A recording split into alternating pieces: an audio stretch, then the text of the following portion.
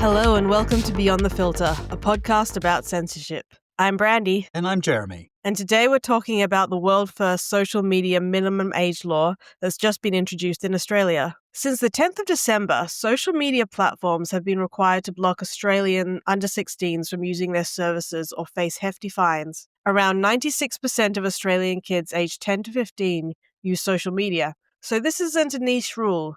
It's going to touch almost every family in the country. But this policy raises a much bigger question than just, should 14-year-olds have Instagram? It forces us to think about free expression, government power, platform responsibility, parental responsibility, and how societies protect kids without accidentally building the infrastructure of soft authoritarianism. The new rules come from the Online Safety Amendment Social Media Minimum Age Bill 2024, which inserts a new Part 4A into Australia's Online Safety Act. So from 10 December 2025, platforms that exist primarily to enable social integration between two or more users like TikTok, Instagram, Facebook, Snapchat, Twitter, and Reddit will be legally classified as age-restricted social media platforms. However, things like messaging apps, emails, and online gaming are currently excluded. Services with the primary purpose of supporting the health and education of users have also been excluded. So these platforms must take reasonable steps to prevent under-16s from creating accounts and using existing accounts. The law doesn't specify exactly what those steps must be, but failure to comply can result in civil penalties of up to 50 million Australian dollars for systemic breaches. There are no penalties for children or parents. Enforcement pressure is directed entirely at the platforms, and enforcement responsibilities are shared between the eSafety Commissioner and the Office of the Australian Information Commissioner, which oversees privacy. So that's the basic shape of the law.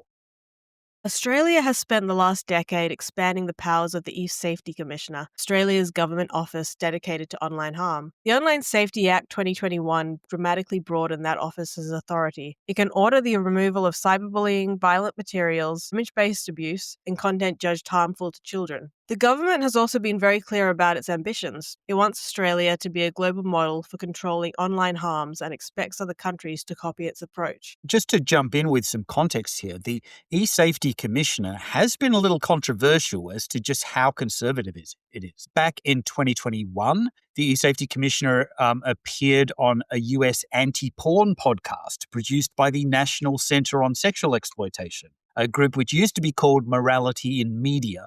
It's an extremely conservative group with religious backing that regularly calls out mainstream magazines, retailers, and media companies for being associated with pornography. Believe it or not, they even included LinkedIn on their Dirty Dozen list because Pornhub has a LinkedIn account. So for the eSafety Commissioner to associate with such a conservative group has caused a bit of a stir. So I was wondering, Brandy, can responsibility for the social media ban be placed solely with the eSafety Commissioner? Well, no, this isn't happening in a vacuum. For about 10 years now, governments around the world have been watching a growing body of research about what heavy social media use is doing to children and teenagers. And several key concerns keep showing up. Mental health concerns, cyberbullying, online grooming and sexual exploitation, as well as radicalization and extremism. We'll talk a bit about each of those. Mental health is probably the strongest political driver behind the minimum age proposals. A 2024 umbrella review of systematic studies found consistent associations between heavier social media use and higher rates of depression, anxiety, sleep disturbance, and lower life satisfaction in adolescents. The effects are often small at the individual level, but when applied across entire populations, they become significant. A 2025 narrative review in the Journal of Adolescent Health noted that most robust findings show a dose-response pattern. The more problematic or compulsive the use is, the stronger the correlation with depressive and anxiety symptoms. One striking US study found that preteens who owned smartphones at 12 had higher risks of depression, obesity, and inadequate sleep compared with peers who didn't. None of this proves social media causes mental illness on its own, but policymakers don't wait for laboratory perfect causal maps. They act on patterns. So a second big motivator, of course, is cyberbullying, which has gone from emerging problem to standard teen experience. A large 2023 survey of US students found that well over half of girls and about half of boys had experienced cyberbullying at some point, with roughly 1 in 4 bullied just in the past month. Other data shows that about 15% of high school students are cyberbullied in a given year, with much higher rates for girls and LGBTQ+ students. Bullying itself isn't new. I certainly experienced a lot of it when I was in school, and that was Oh, well before the internet was a thing. same here. But the argument is that near universal smartphone access makes it constant and inescapable. It follows kids into their bedrooms and through the night. That adds pressure on regulators to step in. Then there's the more serious and politically charged category, online sexual exploitation and grooming. In the UK, police have recently recorded more than 7,000 offences of sexual communication with a child in a single year, the highest number since the office was introduced, and representing an 89% increase since 2017 to 18. A large share of cases where the platform was identified involved mainstream services such as Snapchat, which accounted for around 48% of disclosed cases. Australia is experiencing a similar trend. Australian Centre to Counter Child Exploitation reported a 41% jump in online child sexual exploitation reports in the 24 to 25 financial year, receiving 2024 to 25 financial year, receiving 82,764 reports, up from the 58,000 of the previous year. Globally, the scale is even more alarming. A landmark 2024 synthesis by the Childline Global Child Safety Institute estimates that roughly 1 in 8 children worldwide, about 302 million, experience some form of online sexual exploitation or unwanted sexual solicitation in a single year. For lawmakers, this adds up to a straightforward political argument.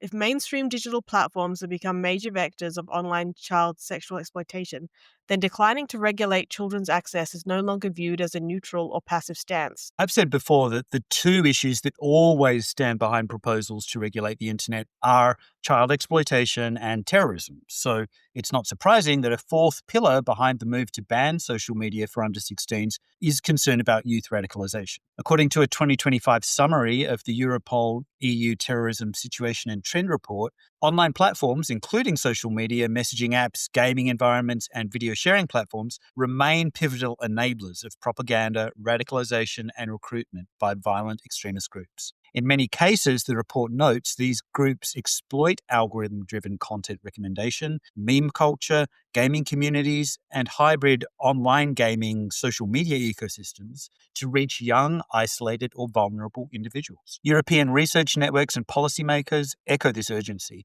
The Radicalisation Awareness Network, RAN, and broader EU-level prevention frameworks highlight that low-friction sharing, immersive social interaction, community features, and virality on mainstream digital platforms significantly lower the barriers to stumbling into extremist content, particularly for adolescents and young adults. Again, social media doesn't flip a switch and turn a child into an extremist, but the argument is that it does make certain journeys easier, faster, and more networked. Add all that together, mental health correlations, cyberbullying, prevalence, surging grooming offences, and extremism risks, and you get a political landscape where doing nothing becomes almost impossible. In Australia's case, it already has one of the most powerful online safety regulators in the world. It has embraced a world leader posture on digital regulation, and it faced sustained public pressure from parents and child safety advocates to do something about social media. So the minimum age law isn't a bolt from the blue. It's a culmination of decades of accumulating evidence, headlines, and public anxiety. So when the Australian government justifies the social media minimum age law, the logic looks like this. It harms under 16s disproportionately, especially in mental health, sexual exploitation, and bullying. Platforms haven't adequately self-regulated. Age gates are easy to lie through, and reporting tools don't scale. Parents aren't using parental controls consistently, and many feel overwhelmed. Social media is now woven into adolescence, so it impacts most Australian minors. And if the state has a duty to protect children, minimum age access control becomes a necessary intervention. So we'll get to the counter arguments later, but you can see from a politician's perspective how this adds up. And public polling has given them political cover. National surveys found around 3/4 of Australians supported the specific proposal to ban under 16s from social media, with strong backing for tougher penalties on non-compliant companies. Other polling has showed very high support for some form of age and identity verification to protect minors. So I actually spoke to someone who works for the Labor Party earlier this year around the election, and I did ask them about this. Like, they were someone who worked for one of the MPs, and I asked them about what was going on with the media law, and they basically said, "Yeah, this is just to make the parents happy. We're just hearing so much."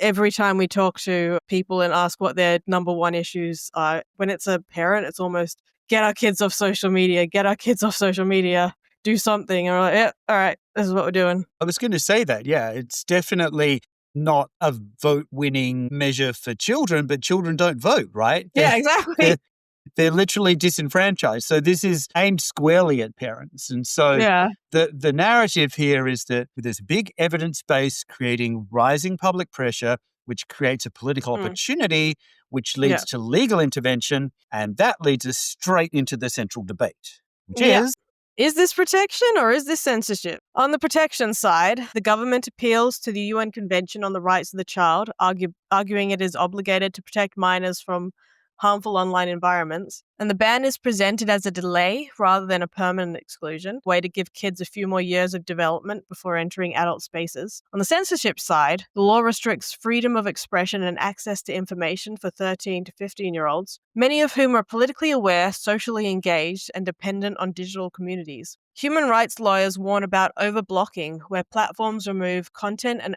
accounts aggressively to avoid huge fines, sweeping up lawful speech in the process. This tension runs through the whole policy. So I don't think you can generalize, but there are certainly going to be differential impacts on different groups of kids. Some kids, yes, they may benefit from reduced exposure to self-harm content, violent videos, pornography, and targeted manipulation. They may also benefit from having less social media time during their crucial development years. But on the other hand, many teens, particularly LGBTQ youth and those with mental health struggles, find online communities to be lifelines, offering support they can't easily find offline. Blocking them from access may worsen their isolation. The other thing is, teenagers are extremely adept at working around restrictions. So there are early examples of kids passing as much older using face age systems or simply moving to VPNs and burner accounts. So the ban may actually push young people towards less regulated or more toxic platforms rather than reducing their overall risk. I was at the cinema the other day watching Zootopia 2 by myself, and I was sitting next to a mother of two young children, and the ad came up on the before the movie saying that the social media ban was coming up, and I was like, oh yeah, I wonder how that's gonna go. And the mother next to me was just like, they're just gonna find a way around it. They always do. Yeah. Exactly. I mean, technically, the law applies to all social platforms, including anonymous boards like 4chan style sites, but in practice, those fringe sites are unlikely to comply. They often have no corporate presence in Australia, they resist moderation efforts, and they have business models built on anonymity. We've also seen, as I wrote in an article for The Guardian recently, that I'll include in the show notes, that there's recently been an explosion of interest in the Tor network, which, as we know, is an essentially uncensorable part of the internet that people are increasingly turning to when their access is locked down. And that's a problem because the Tor network is one of the only places where CSAM isn't able to be censored. So it creates a potential paradox. Some of the most toxic spaces may remain available to young people, while mainstream platforms that are safer become more heavily fenced off. So the net outcome for children's well-being is uncertain. The next piece of this puzzle is enforcement, because this is where a kid's safety story becomes an adult privacy and free speech story as well. The law doesn't specify one magic technology. Instead, it requires platforms to use age assurance, any process that can reliably distinguish users who are over or under 16. The Australian privacy regulator groups age assurance into three broad categories. One, age verification, using official documents or data sources such as government-issued IDs, like a driver's license or passport, to confirm a user's date of birth. Two, age estimation, using technologies like facial analysis, biometric or statistical techniques, or online behavioral or usage data. Or three, age inference, using contextual, behavioral, transactional, or environmental signals, such as encounter age, usage patterns, metadata, and connections, rather than formal identity documents or biometric data. On top of that, platforms can either build these systems themselves or outsource them to third-party age assurance providers. Crucial point is, almost all users, regardless of age, will experience some form of age check. Adults don't get a free pass. Let's look at the main methods of what they mean for adults: government ID, facial recognition, behavioral estimation, and third-party verification services. I'll talk about those one by one. So, government ID. The most obvious method is age verification via government ID, uploading a photo of your driver's license, passport, or another official document so a system can confirm your date of birth. There is an important safeguard. Platforms are not allowed to require government ID as the only option. They must offer at least one reasonable alternative. But in practice, if your other options fail or you get flagged as uncertain, government ID becomes a de facto way to unlock your account. Real-world examples already exist. Some major platforms use ID-based verification as a fallback when automated systems can't confirm your age. For adults, this has several consequences. Loss of anonymity or pseudonymity. Tying accounts to official ID makes it much harder to maintain alternative identities, a problem for whistleblowers, activists, queer users in hostile environments, and anyone who just prefers not to link every post to their legal name. Data breach and misuse risk. Government IDs are extremely valuable targets for hackers. The more platforms and third-party vendors storing scans of licenses and passports, the more tempting the ecosystem becomes. Digital exclusion. Adults who lack up-to-date ID or whose documentation is in limbo may find it much harder to access mainstream social media platforms. Cross-border data flows. Many age verification vendors are based overseas, meaning ID scans may be processed and sometimes stored in other jurisdictions with different privacy rules. A second method is facial age estimation. Show the camera your face and an algorithm estimates your age or age range. So regulators define this as using biometric analysis and AI to predict age from physical characteristics. In practice, users are often asked to take a short video selfie that's analyzed by an external provider. So trials and real-world deployments show that age estimation is technically feasible and already used in several sectors, but accuracy drops near legal thresholds and is less reliable for darker skin tones and for people aged roughly 16 to 20, exactly the band that this law cares about. So for adults, the consequences of this are, normalization of biometric scanning. Even if the platforms promise to only store a yes or no result, they still process faces through biometric algorithms. And there are real concerns about that. We've seen law enforcement misusing these biometric algorithms to target people by racial group. So it does create discrimination. Adults who look young or who belong to groups that the systems struggle with may be repeatedly challenged or forced into extra checks or misclassified. And it creates false positives, which can lock people out. Systems will often use a buffer zone around the threshold age to avoid letting minors slip through.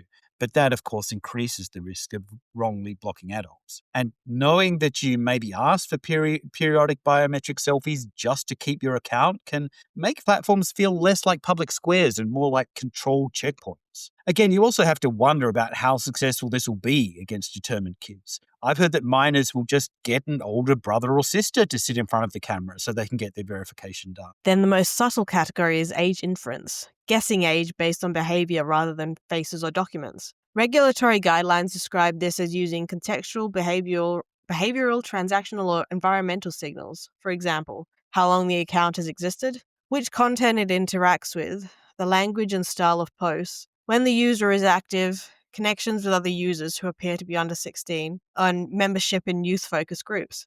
In other words, does the account behave like a teenager? For adults, this can mean always-on profiling. Even if you've never asked to upload your ID or selfie, your behavior is constantly analyzed to decide which age bucket you belong in. Misclassifications of adults with youth-coded behavior. Adults who engage heavily in fandom spaces, gaming, team-heavy communities, or just use slang and memes maybe get treated as suspiciously young. So it's not good news for my Zootopia going to the movies alone ass. I was going to say, yeah, I know Yeah. Transformers is another of your big fandoms, and there's so many adults who are into Disney, Harry Potter, My Little Pony, and other typically young fandoms. So how might this affect the way that adults engage online? Yeah. If people aren't already the ageism online really annoys me, but that's a whole other thing I can make a podcast about. Anyway, so yeah, the chilling effects on engagement. If people start to suspect that liking certain content, joining certain groups, or posting a certain style might trigger extra verification hoops, they may change how they behave online. In turn, this could negatively impact on creators who make content considered childish, such as toy review channels, for example.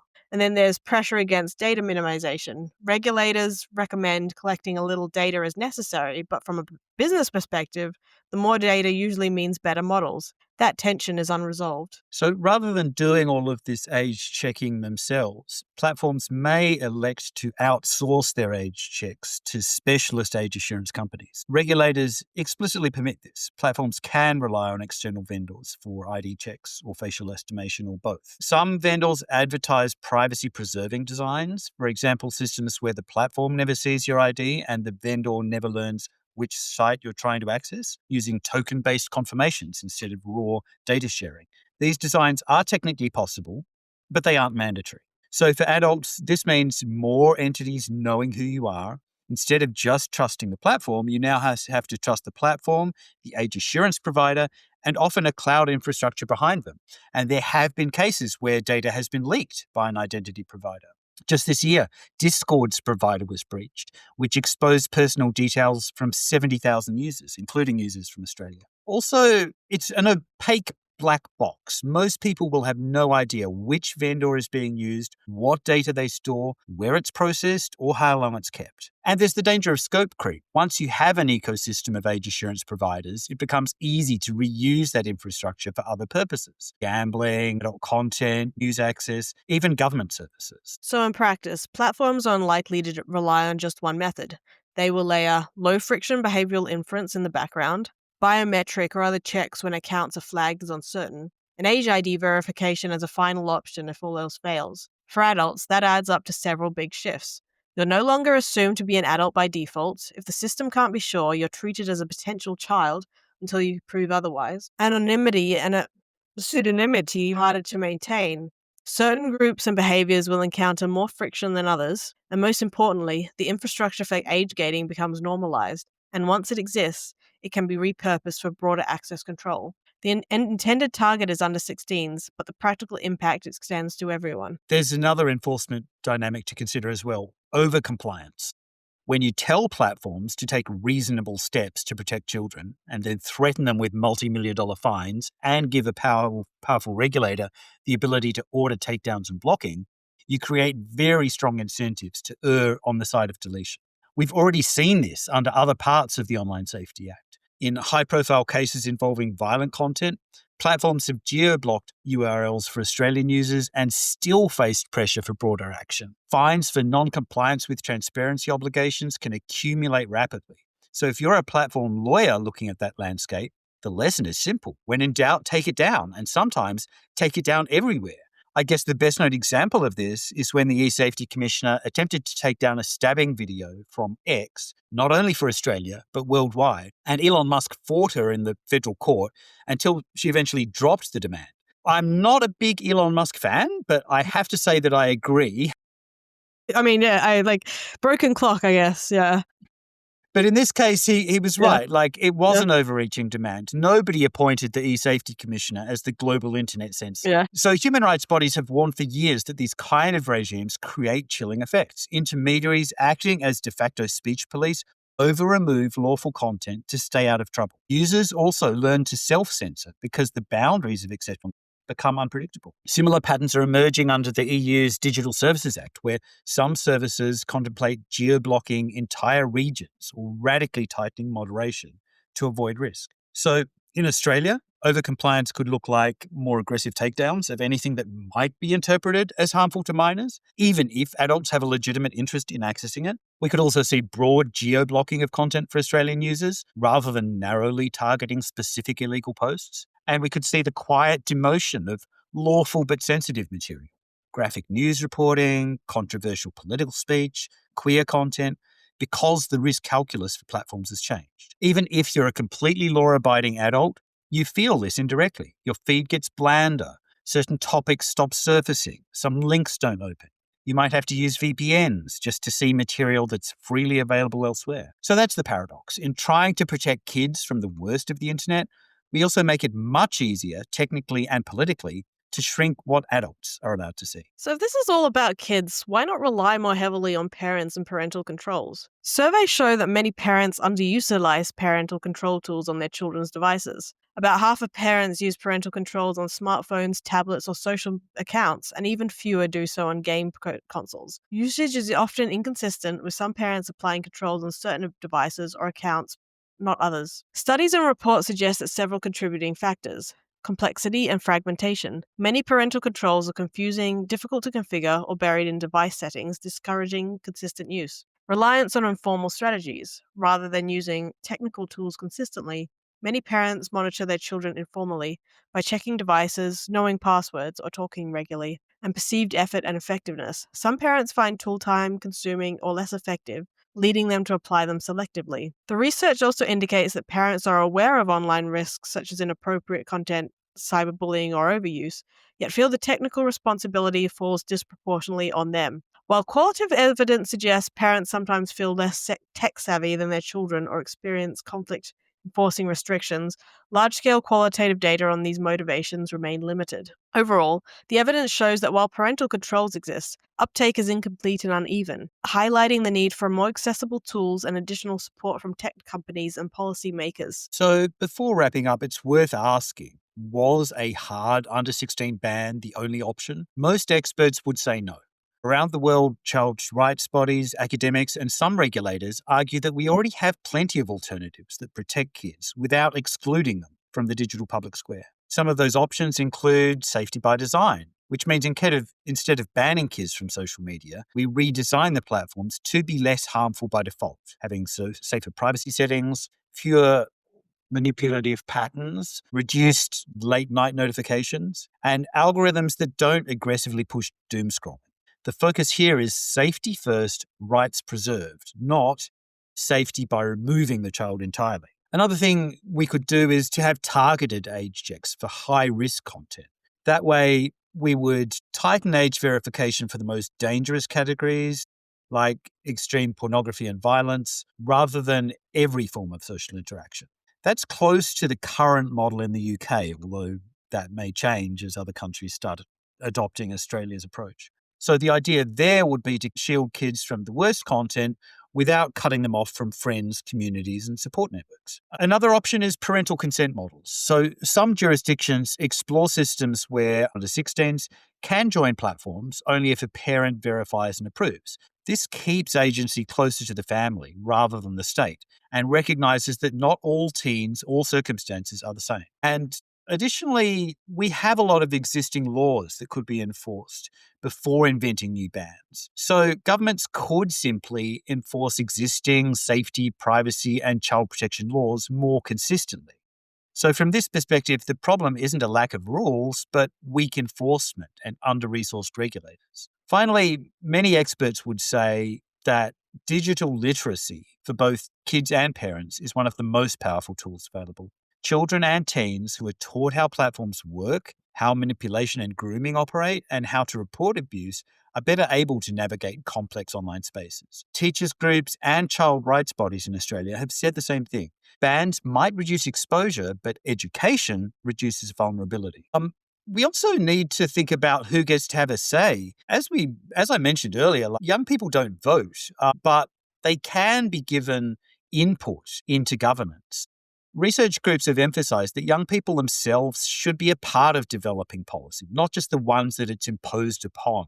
When teens are involved, the solutions tend to be more realistic, less punitive, and more respectful of their rights. Australia's social media age ban is ambitious and arguably well-intentioned. It's also risky, complicated, and potentially precedent-setting. The goal, protecting kids, is almost universally shared. The real question is how to do it without eroding the rights of teenagers or the freedom of adults along the way. As this law rolls out, we'll find out what bends first, the platforms, the politics, or public trust. That's it for this episode of Beyond the Filter.